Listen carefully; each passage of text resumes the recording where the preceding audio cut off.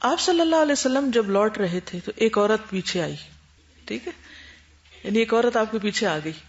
اس نے عرض کیا، اس ذات کی قسم جس نے آپ کو حق کے ساتھ بھیجا ہے، میں انصار میں سے ہوں اور میرے والد بھی انصار میں سے ہیں. جیسے آپ نے انصار کے لیے دعا کی ہے، میرے لیے بھی دعا کیجیے. آپ نے فرمایا کیا چاہتی ہو؟ اگر چاہو تو میں تمہارے لیے دعا کروں کہ تم بخار سے محفوظ رہو، چاہو تو برداشت کرو اور تمہیں جنت ملے گی. اس نے کہا میں صبر کروں گی اور جنت کو خطرے میں نہیں ڈالوں گی. یعنی اپنے ٹائم کے ساتھ ساتھ بخار ختم ہو جائے گا.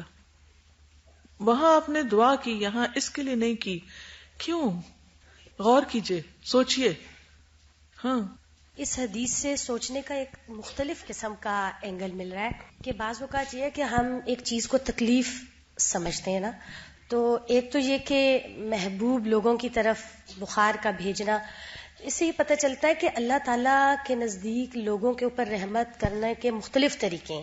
یعنی یہ بھی بظاہر رحمت کا ایک طریقہ تھا. اور دوسری بات یہ جو آخری، مجھے تو اس سے یہ لگ رہا ہے کہ اللہ تعالیٰ کے نزدیک مختلف لوگوں کے لیے رحمت مختلف طریقوں سے ہے، ان کے لیے فیصلے یا ڈیسیژنز بھی مختلف طریقے کے ہیں. یعنی ضروری نہیں ایک ہی کام سے دونوں کا ایک جیسا نتیجہ ہو.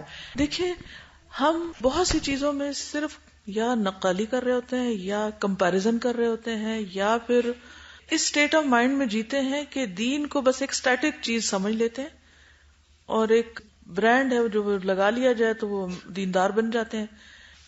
اصل میں اللہ نے جو ہمیں عقل دی ہے نا، اس کے ساتھ بہت بڑا امتحان رکھا ہے اور مختلف حالات میں ڈال کے، کبھی خیر میں کبھی شر میں، وَنَبْلُوكُمْ بِالْخَيْرِ وَالشَّرِّ فِتْنَةً، مختلف لوگوں کا مختلف طرح سے امتحان لیا ہے.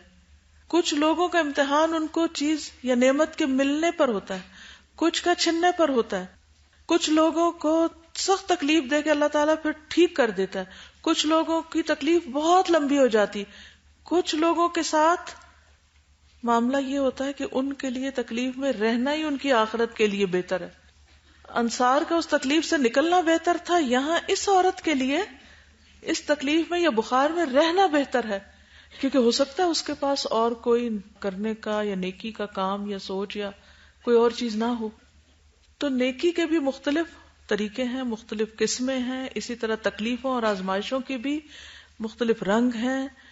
اصل چیز یہ ہے کہ ہم اللہ کی رضا پر راضی رہیں.